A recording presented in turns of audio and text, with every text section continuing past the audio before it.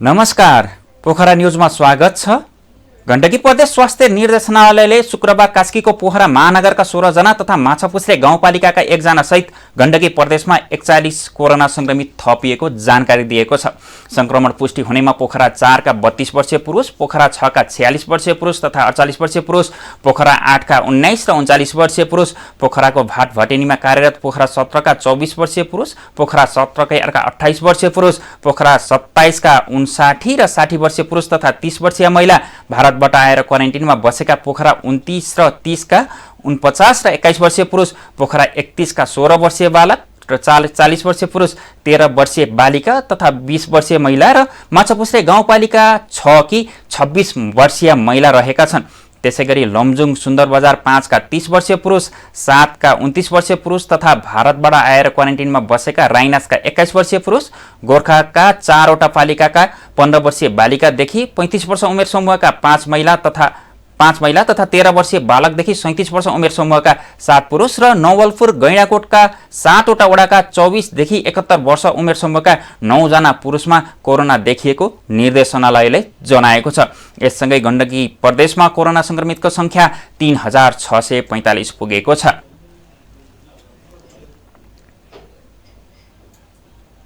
नेपालमा कोरोना भाइरसबाट थप 6 जनाको मृत्यु भएको छ। स्वास्थ्य मन्त्रालयका अनुसार पछिल्लो 24 घण्टामा 3 महिला र 3 पुरुषको कोरोनाबाट मृत्यु भएको हो। मृत्यु हुनेमा मोरङका 2 जना रहेका छन्। मोरङमा 60 वर्षीय महिला र 55 वर्षीय पुरुषको मृत्यु भएको हो। यस्तै सप्तरीमा 70 वर्षीय पुरुष, ललितपुरमा 51 वर्षीय पुरुष, काठमाडौँमा 75 वर्षीय महिला र कपिलवस्तुमा 70 वर्षीय महिलाको मृत्यु भएको हो। यो सँगै नेपालमा कोरोनाबाट मृत्यु हुनेको संख्या 459 पुगेको छ।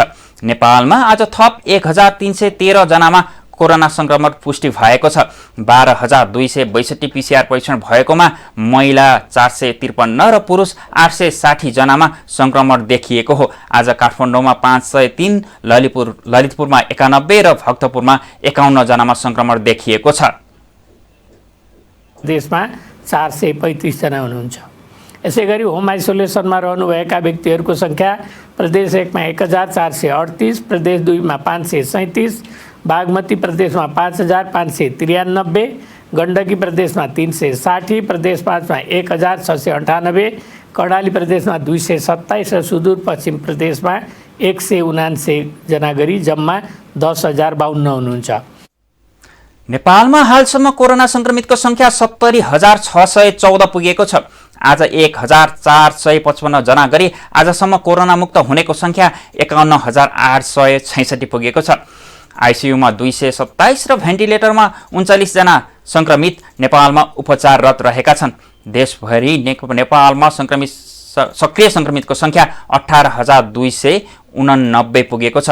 आज देशभरिका संस्थागत आइसोलेसनमा 8,237 र होम आइसोलेसनमा 10,052 जना संक्रमित उपचाररत रहेका छन्। क्वारेन्टिनमा 6,464 जना रहेका छन्। उहाँहरूको उपचार तथा हेरचाहमा अहोरात्र खटिनुभएका सम्पूर्ण चिकित्सकहरू, नर्सिङ स्टाफहरू, स्वास्थ्यकर्मीहरू तथा अन्य सहयोगी शुभेच्छुकहरू सबैलाई स्वास्थ्य तथा जनसङ्ख्या मन्त्रालय हार्दिक धन्यवाद दिन चाहन्छ।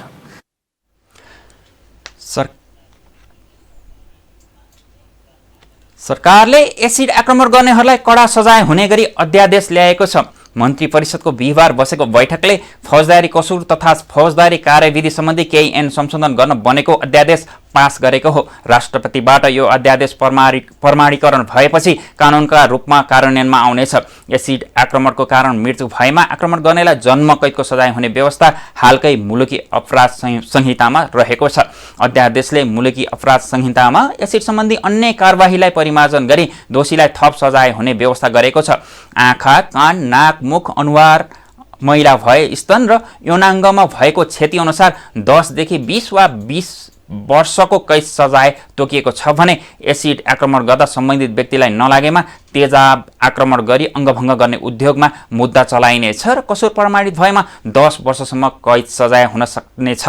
अध्यादेशले एसिड आक्रमणमा परेकाहरूको निशुल्क उपचार सुनिश्चित गरेको छ। साथै पीडितहरूका नाममा सहयोग उठाउन समेत रोक लगाइएको छ।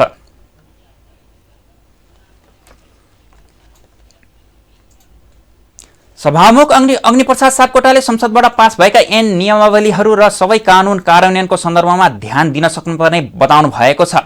सभामुख सापकोटाले बनेका कानूनहरू कार्यान्वयन भए मात्रै सुशासनको प्रत्याभूति हुन सक्ने समेत बताउनु भयो। त्यसका लागि राज्यले विशेष ध्यान दिन सक्नुपर्नेमा सभामुख सापकोटाले जोड दिनुभयो। सभामुख सापकोटाले भन्नुभयो, कानून कार्यान्वयन भएर सबैले न्यायको अनुभूति पाउनु पर्यो। कानून कार्यान्वयन गर्नका लागि राज्यका महत्त्वपूर्ण अङ्गहरूलाई उत्प्रेरित गर्नु पर्यो र एक प्रकारले भन्ने हो भने देशको सर्वोच्च जनप्रतिनिधि संस्था भएको हुनाले त्यहाँ अलिकति ध्यानाकर्षण पनि गर्नु पर्यो। कानून बनाउने कुरा महत्त्वपूर्ण रहेको र बनिसकेका कानूनहरूको प्रभावकारी कार्यान्वयन भए मात्रै कानून बनेको कुराले सार्थकता पाउने उल्लेख गर्दै उहाँले नत्र कानून बनाइएको कुनै अर्थ नरहने समेत बताउनु भयो। छैन, अब समितिहरू चलिरहेका छन्। अहिले हामी अब आगामी संसदलाई चाहिँ अलिक नयाँ ढङ्गले हामी ठुलो चुनौतीको सामना गरिरहेका छौँ। हामी ठुलो सङ्कटमा छौँ। यो सङ्कटभित्र अवसर पनि छ। यस्तै ठुला ठुला सङ्कटका बिचबाट नयाँ विचार, नयाँ सिद्धान्त, नयाँ चाहिँ सोच, नयाँ दृष्टिकोणको जन्म भएको छ। त्यसकारण यसमा पनि म के भन्छु भने अब यो नयाँ विचार, नयाँ दृष्टिकोणको जन्म हुने कुरा सुनिश्चित छ। सभामुख सापकोटाले मौलिक अधिकारका 16वटा कानूनहरू समयभित्रै बनाएको र अरू सङ्घ, प्रदेश र स्थानीय सरकारका बीचको समन्वय विधेयक पनि बनाइसकेको जानकारी दिनुभयो। अहिले संसदको अधिवेशन स्थगित भएको अवस्था भए पनि कोरोनाको समयमा सरकारको कामको अनुगमन गर्न र सहयोग गर्न संसद अधिवेशन आवश्यक छ भन्ने विषयहरू उठ्न थालेको आफूले महसुस गरेको सभामुख सापकोटाले बताउनु भयो। अहिले संसद चलिरहेको छैन, समितिहरू चलिरहेका छन्। हामी आगामी संसदलाई नयाँ ढङ्गले चलाउने सोचमा छौँ, उहाँले भन्नुभयो। यो बीचमा हामी ठुलो चुनौतीको सामना गरिरहेका छौँ। हामी ठुलो सङ्कटमा छौँ र यो सङ्कटभित्र अवसर पनि छ। त्यो समितिलाई चाहिँ अब उहाँहरूले अनुगमन गर्न चाहनुहुन्छ भने त्यो गर्न अब अनुमति दिनुपर्छ। उहाँहरूलाई चाहिँ वातावरण बनाइदिनुपर्छ भनेर पनि भनिएको छ। अरू सभापतिजीहरूलाई पनि चाहिँ तपाईँहरूले चाहिँ सुरक्षा मापदण्डलाई ख्याल राखेर अब फेरि यो कुरा पनि तपाईँ हामीलाई राम्रोसित थाहा छ कि समितिका सभापतिहरूलाई यो समितिका बैठक सञ्चालन गर्ने कुरामा त्यहाँ निर्णय र निष्कर्षमा पुग्नका लागि जति सभामुखलाई अधिकार छ नि फुल सदन चलाउने त्यति नै अधिकार छ। राष्ट्रिय सभा अन्तर्गतको विधायन व्यवस्थापन समितिले रेलवे सम्बन्धमा व्यवस्था गर्नको बनेको विधेयक 2076 माथि दफावार छलफल सुरु गरेको छ। समितिको शुक्रबार सिंहदरबारमा बसेको बैठकमा सांसदहरूले विधेयकको प्रस्तावनामा रेलवेको विकास विस्तार गरी सुरक्षित, नियमित, भरपर्दो, स्तरीय र प्रभावकारी सँगसँगै गुणस्तरीय सेवा सञ्चालन गर्ने विषयलाई समेत राख्नुपर्ने बताएका छन्। अहिले प्रस्तावित विधेयकमा गुणस्तरीय शब्द राखिएको छैन। सांसदहरूले नेपाल रेलवे बोर्ड स्थापना गरी नेपालमा रेलवेको विकास र विस्तार गरी सुरक्षित, नियमित, भरपर्दो, प्रभावकारी र गुणस्तरीय रेलवे सेवा सञ्चालन गर्ने व्यवस्थालाई विधेयकले नै स्पष्ट पार्नुपर्ने बताएका छन्। सांसदहरूले सेवा सुविधा दिन नसक्ने विषयहरूलाई विधेयकमा समावेश गर्न नहुने पनि बताएका छन्। सेवा हो है भने त्यो सब चाहिँ जो पिपुलको लागि अत्यन्त महत्त्वपूर्ण एलिमेन्ट हो त्यो नै छोडिया छ। त्यसकारण कुन शब्दमा राख्ने कि राम्रो सुविधायुक्त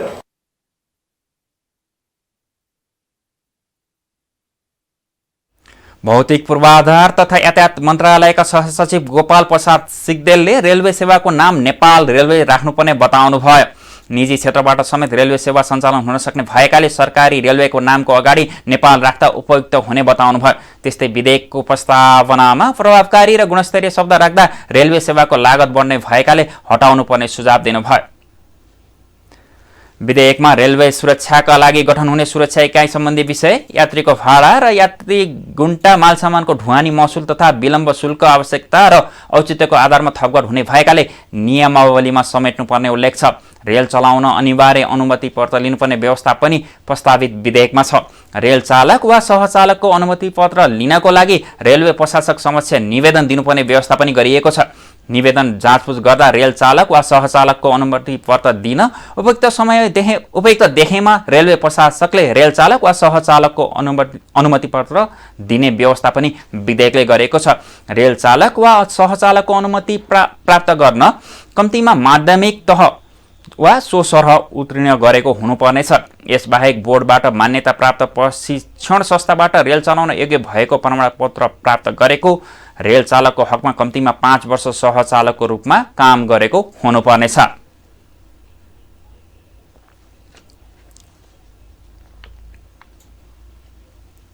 सरकारले दशैं लगायत चाडपर्व नजिकिएसँगै बजार अनुगमनलाई प्राथमिकताका साथ अघि बढाएको छ। वाणिज्य आपूर्ति तथा उपभोक्ता संरक्षण विभागले चाडपर्व लक्षित विभिन्न 10वटा टोली गठन गरी विशेष बजार अनुगमन सुरु गरेको हो। साधारणतया विभागले 4-5 वटा टोली मार्फत बजार अनुगमन गर्दै आएको थियो। विभागका टोलीले खाद्यान्न, इन्धन, लत्ता कपडा, माछा, मासु, तरकारी, फलफूल लगायतका थोक तथा खुद्रा पसलमा अनुगमन गर्नेछन्।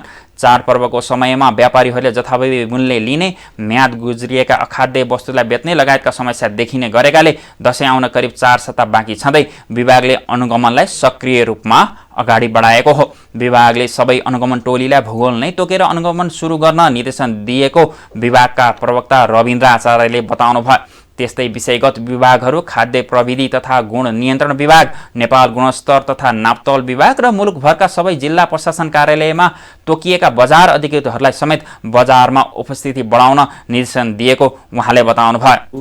अनि इन्धनका कुरा, त्यसपछि माछा, मासु, अन्डा, तरकारी, फलफुल यस्ता वस्तुमा चाहिँ बढी, लत्ता कपडा बढी चाहिँ ठगिने सम्भावना हुन्छ अहिलेको सन्दर्भमा। त्यसले गर्दा हामीले चाहिँ रणनैतिक रूपबाट बजारमा हाम्रो उपस्थिति बढाएका छौँ।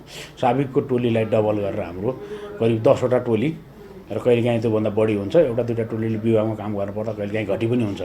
र हामीले भूगोल तोकेर खास गरेर चाहिँ काठमाडौँको कलङ्की एरिया, बालाजु एरिया, तपाईँको बुढानीलकण्ठ एरियामा बजार अनुगमन व्यवसायीहरूलाई आतंक फैलाउने र तत्काल जरिवाना गरेर तर्साउने उद्देश्यले सुरु नभएको पनि प्रवक्ता रिजालले स्पष्ट पार्नुभयो।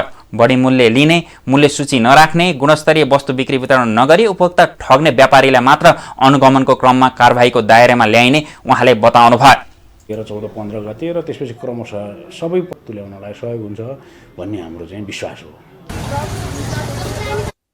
विभागले चाडपर्व तथा कोरोना संक्रमणको जोखिमको सन्दर्भमा अनुगमनलाई प्रभावकारी बनाउन पहिलो चरणमा असोज 13, 14 र 15 गते र त्यसपछि क्रमशः सबै प्रदेशहरूमा बजार निरीक्षण अधिकृतहरूलाई प्रशिक्षण दिन लागेको पनि प्रवक्ता आचार्यले बताउनुभयो। साथै अनुगमनको क्रममा सरकारले तोकेको स्वास्थ्य सम्बन्धी मापदण्डको पूर्ण पालना गरिने समेत उहाँले बताउनुभयो।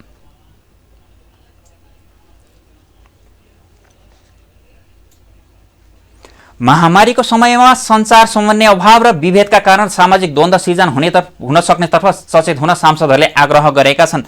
कोरोना महामारीका कारण समाजमा ठूलो नकारात्मक असर परेको र त्यसले सामाजिक द्वन्द्व निम्त्याउन सक्नेतर्फ सचेत रहन सांसदहरूले आग्रह गरेका हुन्। संसदको महिला तथा सामाजिक समितिमा भएको छलफलमा सांसद बिन्दा पाण्डेले कोरोना महामारी सम्बन्धी कतिपय विषयहरूमा विज्ञहरूकै कुरा बाजिनु राम्रो नभएको बताउनुभयो।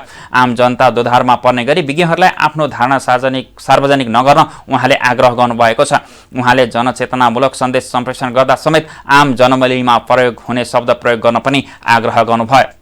महामारीको रूपमा रहेको कोरोना भाइरस कोभिड-19 एवं मनसुन जन्य प्राकृतिक प्रकोपहरूबाट हाम्रो समाज एवं सम्पूर्ण देश नै प्रभावित भएको छ। कोभिड-19 का कारण खाद्यान्नको माग र आपूर्तिमा सन्तुलन नमिल्दा मूल्य वृद्धि भएको। सांसद विद्या भट्टराईले कोरोनाबाट सीमान्तकृत र विपन्न र राज्यको पहुँचबाट टाढा रहेका नागरिकहरू बढी प्रभावित भएको बताउनुभयो। प्रभावित क्षेत्रलाई राज्यको मूलधारमा ल्याउन नसके सामाजिक द्वन्द्व सिर्जना हुने खतरा रहेको उहाँले बताउनुभयो। सांसद लक्ष्मी परियारले गर्भवती, सुत्केरी महिला र नवजात शिशु महामारीले प्रभावित भएको बताउनुभयो। लकडाउनले जीविकोपार्जन हुने अवस्था नभएकाले भोलि भोकमारीको अवस्था सिर्जना हुनेतर्फ ध्यान दिन उहाँले आग्रह गर्नुभयो। चाडबाड नजिकै गर्दा खाद्यान्नको मूल्य आकाशिएको भन्दै यसलाई सहज बनाउनेतर्फ ध्यान दिन सक्नुपर्ने उहाँले बताउनुभयो। छलफलमा सहभागी विज्ञ डाक्टर युवराज लुइटेलले महामारीले सामाजिक आर्थिक क्षेत्रमा पारेको नकारात्मक प्रभावबाट बाहिर निस्किन जरुरी रहेको बताउनुभयो। समाजमा बन्दाबन्दीले नकारात्मक धारणाको विकास हुने डर रहेको उहाँले बताउनुभयो। छलफलमा सहभागी महिला, बालबालिका तथा ज्येष्ठ नागरिक मन्त्रालयका सहसचिव टेकराज निरोलाले महामारीको प्रभावलाई मध्यनजर गर्दै लक्षित समूहका लागि छुट्टा छुट्टै फोकल पर्सन तोकिएको बताउनुभयो। समस्यामा परेका महिला, बालबालिका, ज्येष्ठ नागरिक, अपाङ्गता भएका व्यक्तिहरू समस्यामा सम्बन्धित फोकल पर्सनले सम्बोधनका लागि सम्बन्धित क्षेत्र र व्यक्तिसँग सहजीकरण गर्ने गरेको उहाँले बताउनुभयो।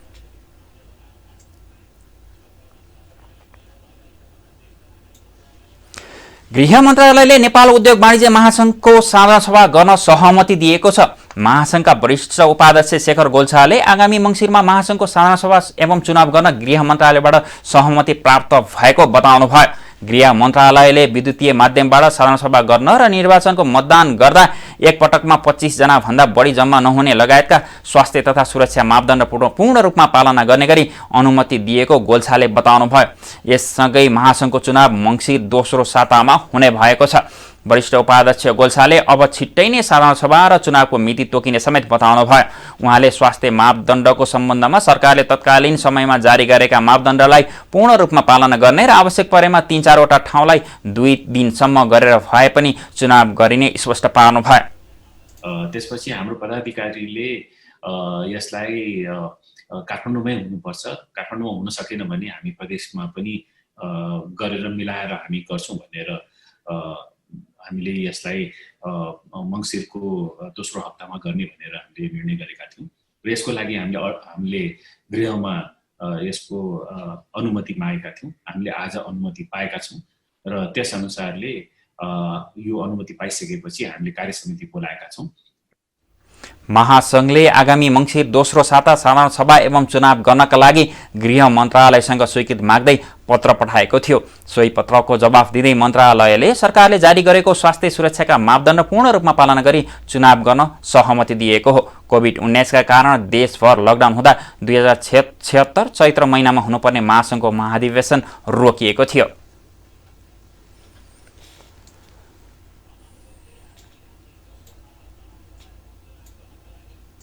पोखरा न्यूजमा अब पर्यटन समाचार।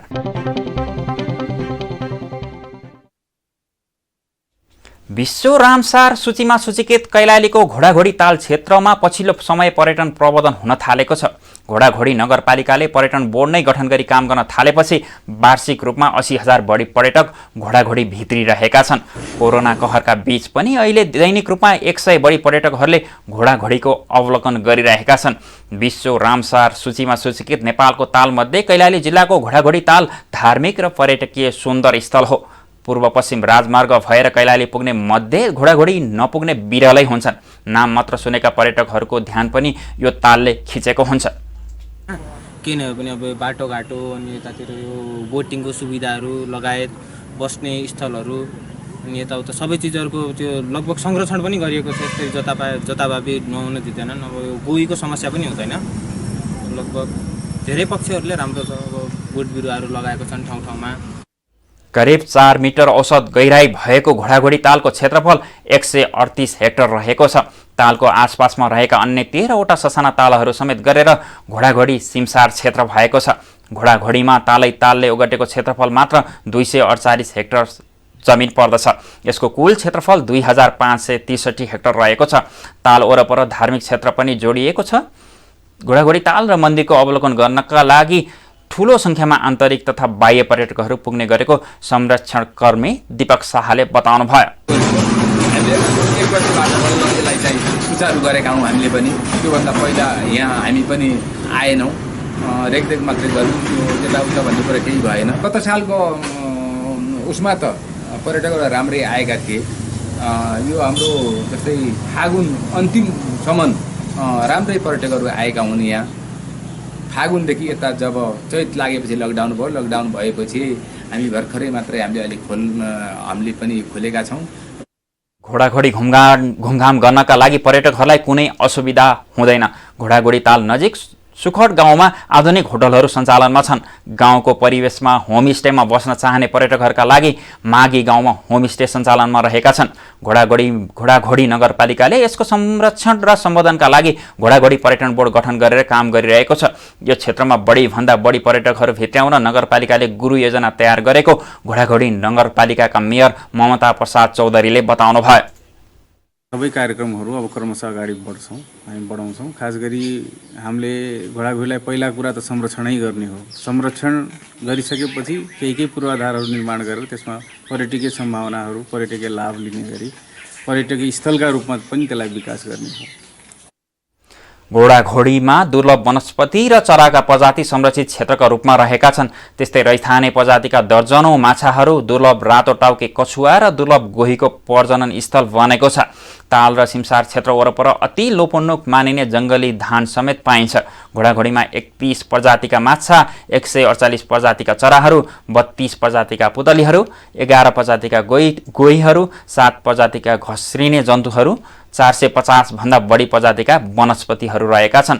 सदरमुकाम धनगढीदेखि 1 घण्टा र नेपालगञ्जदेखि 3 घण्टामा घोडाघोडी पुग्न सकिन्छ। पोखरा न्यूजमा अब आर्थिक समाचार।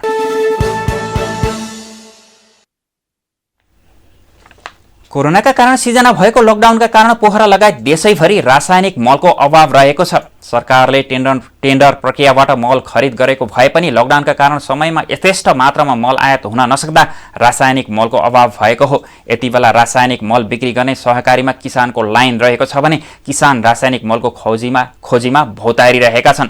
तर टनका टन स्टक रहेको नेपालमै उत्पादित प्राङ्गारिक मलतर्फ भने किसान तथा सरकार दुवैको ध्यान गएको छैन।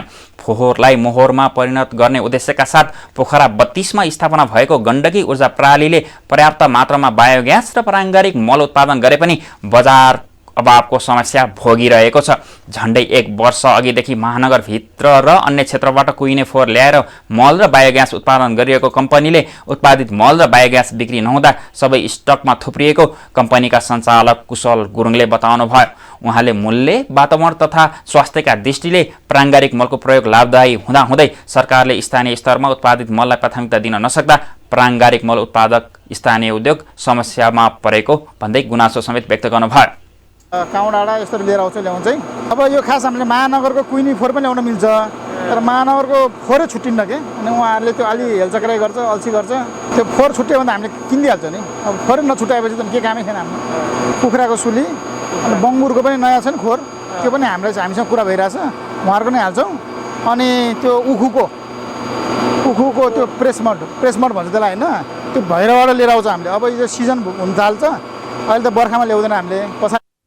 कम्पनीले निरन्तर खेर गएको फोहोरलाई प्रयोग गरी अर्ग्यानिक मल उत्पादन गर्दै आइरहेको छ। दैनिक 45 टन फोहोरलाई प्रशोधन गरी दिनको 5 देखि 7 टनसम्म उत्पादन गर्ने क्षमता भएको कम्पनीको दाबी छ। अर्ग्यानिक फार्मका कृषकहरू र अनुदानमा टनेल खेती गर्ने कृषक नै यस कम्पनीका ग्राहक हुन्। कास्कीमा अहिले 3वटा प्राङ्गारिक मल उत्पादन गर्ने कम्पनी रहेका छन्। गण्डकी प्रदेश सरकारले प्रत्येक प्रदेशको निर्वाचन क्षेत्रमा मुख्यमन्त्री नमुना वातावरण मैत्री गाउँलाई पूर्ण प्राङ्गारिक गाउँ बनाउने लक्ष्य लिएको छ। यता पोखरामा लामो समयदेखि एग्रोपसर सञ्चालन गर्दै आउनुभएका खगेश्वर पन्तले सरकारले उचित व्यवस्थापन र सम्बोधन गर्न नसक्दा नै किसान रासायनिक मलको पछाडि दौडिएको बताउनुहुन्छ। पोखराको सभागृह चोकमा विगत 12 वर्षदेखि हराभरा एग्रो कन्सर्न सञ्चालन गर्दै आउनुभएका उहाँले केही घरायसी प्रयोग गर्ने ससाना किसान तथा अर्ग्यानिक फार्मका कृषकहरूले प्राङ्गारिक मल खरिद गरेको भए पनि अधिकांश व्यावसायिक कृषकहरूले रासायनिक मलको पछाडि दौडिरहेको बताउनुभयो। सरकारले अर्ग्यानिक फार्मका कृषकहरूले उत्पादन गरेको कृषि उत्पादनको छुट्टै मूल्य निर्धारण गरेर कृषकलाई उत्प्रेरित गर्ने र उपभोक्तालाई सचेत बनाउने खालका कुनै पनि कार्य गर्न नसकेका कारण अर्ग्यानिक कृषक मल तथा जैविक पदार्थ उत्पादक समेत मारमा परेका छन्। उहाँले पोखरा न्यूजसँग भन्नुभयो। मलभन्दा प्राङ्गारिक मल प्रयोग गर्दाखेरि माटोको उर्वरा शक्ति बचिराख्ने र लामो समयसम्म चाहिँ हामीले माटोलाई उपचार गर्न नपर्ने हुन्छ भने रासायनिक मल प्रयोग गर्दाखेरि छोटो समयमा माटोको उर्वरा शक्ति चाहिँ ह्रास भएर आउँछ र त्यसलाई पटक उपचार गरिराख्नुपर्ने हुन्छ। त्यसले गर्दा अर्ग्यानिक मल अथवा प्राङ्गारिक मल नै प्रयोग गर्दा राम्रो हुन्छ। र यो प्राङ्गारिक मल र अर्ग्यानिक विषादीहरू प्रयोग गर्नको लागि नेपाल सरकारले के गरिदिए हुन्थ्यो जस्तो लाग्छ भने हामी व्यापारीहरूलाई पनि सजिलोको लागि जुन अर्ग्यानिक उत्पादककर्ता किसानहरू हुनुहुन्छ उहाँको र जुन रासायनिक मल अथवा विषादी प्रयोग गरेर उत्पादन गर्ने किसानहरू हुनुहुन्छ उहाँको रेट नै छुट्टा अथवा लेबलिङ ट्यागिङ नै गरिदिनु भयो भने बजार मार्केटमा लिएर आउन पनि दुईटा रेट भएर लिएर आउँदाखेरि किसानहरूलाई पनि सजिलो र बेच्ने ग्राहकहरूलाई पनि सजिलो र खोजेको बेलामा कन्ज्युमरले अर्ग्यानिक अथवा रासायनिक के खान चाहन्छ त्यो अनुसार बजारमा गएर लिएर आउन सकिन्थ्यो। त्यो अहिले चाहिँ अर्ग्यानिक खान्छु भनेर अर्ग्यानिक किसानहरूले गरे पनि बजारमा आउँदाखेरि एकै ठाउँमा आउँछ। त्यो चाहिँ सबभन्दा समस्या किसानहरूले रेट नपाउनुको कारण पनि त्यही हो। रासायनिक मल तथा विषादीको प्रयोग गरेर गरिने उत्पादन र प्राङ्गारिक मल र जैविक पदार्थको प्रयोग गरेर गरिने उत्पादनको फरक मूल्य कायम गर्न सकेको खण्डमा प्राङ्गारिक मल र जैविक पदार्थ उत्पादन गर्ने उद्योग व्यवसायी, अर्ग्यानिक कृषि उत्पादक कृषकलाई फाइदा पुग्ने, उपभोक्ता स्वास्थ्य रहने तथा नेपाली पैसा समेत विदेशी नबाट जोगिने उहाँको भनाइरहेको छ।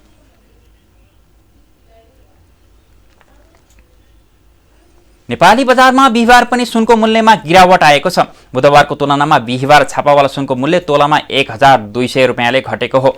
यो साता घट्दो क्रममा रहेको सुनको मूल्य बिहिबारसम्म आइपुग्दा तोलामा 93,100 रुपियाँमा कारोबार भएको नेपाल सुन चाँदी व्यवसायी महासङ्घले जनाएको छ। यस्तै तेजाबी सुन तोलामा 92,600 रुपियाँमा कारोबार भएको छ।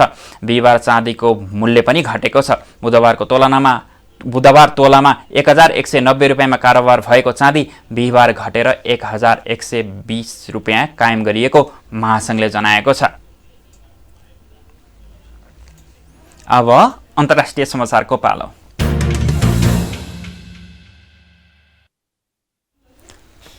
उत्तर कोरियाली नेता किम जोङ उनले दक्षिण कोरियाका एक अधिकारी मारिएकोमा माफी माग्नु भएको छ। दक्षिण कोरियाको राष्ट्रपति कार्यालयले यसबारे जानकारी दिएको हो। दक्षिण कोरियाको राष्ट्रपति कार्यालयका अनुसार किमले दक्षिण कोरियाका राष्ट्रपति मुन जे इनसँग उक्त घटना नहुनुपर्ने थियो भनेको उल्लेख गरिएको छ।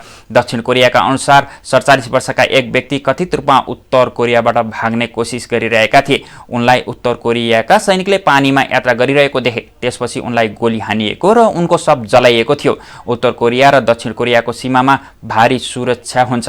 सीमामा कोरोना भाइरसका कारण बाहिरी देशबाट मानिसहरूको आवाजावत रोक्ने उद्देश्यले मानिसलाई देख्ने बित्तिकै गोली हानिदिने आदेश जारी गरिएको छ।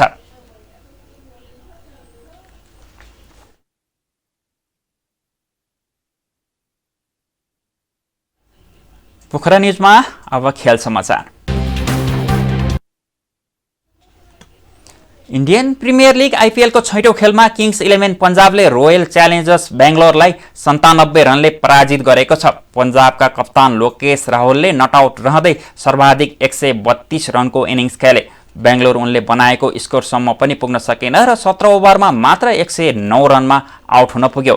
आइपिएलमा पन्जाबको यो दोस्रो ठूलो जित हो। यसअघि पन्जाबले सन् 2011 मा बेङ्गलोरलाई नै 111 रनले हराएको थियो।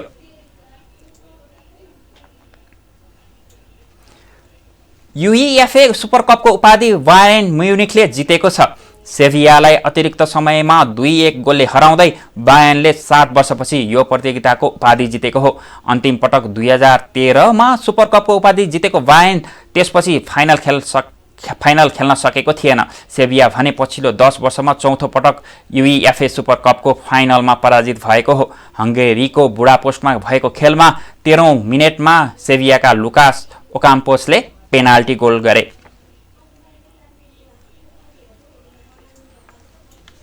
अब मौसम समाचार। पश्चिमी न्यूनचापीय प्रणालीको प्रभावले देशभर आंशिकदेखि सामान्य बदली रही गण्डकी प्रदेश सहित प्रदेश नम्बर 1, प्रदेश नम्बर 2 र बागमती प्रदेशका केही स्थानहरूमा भारी वर्षाको सम्भावना रहेको मौसम पूर्वानुमान महाशाखाले जनाएको छ। साथै गण्डकी प्रदेश, प्रदेश नम्बर 1, प्रदेश नम्बर 2 का थोरै स्थानमा भारी वर्षाको सम्भावना रहेको महाशाखाले जनाएको हो। उक्त स्थानहरूमा आवश्यक सतर्कता अपनाउन महाशाखाले अनुरोध समेत गरेको छ। अब पछिल्लो 24 घण्टाको मौसमी विवरण।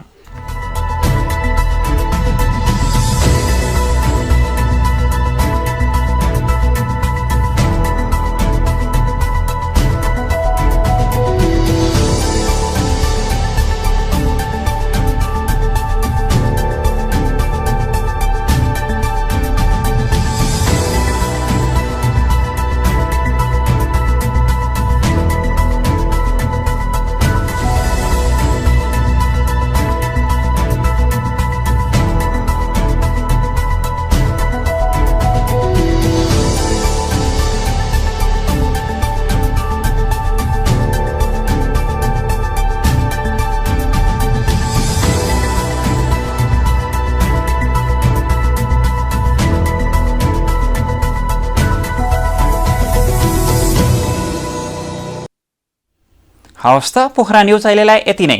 हामीलाई बिदा दिनुहोस्। नमस्कार।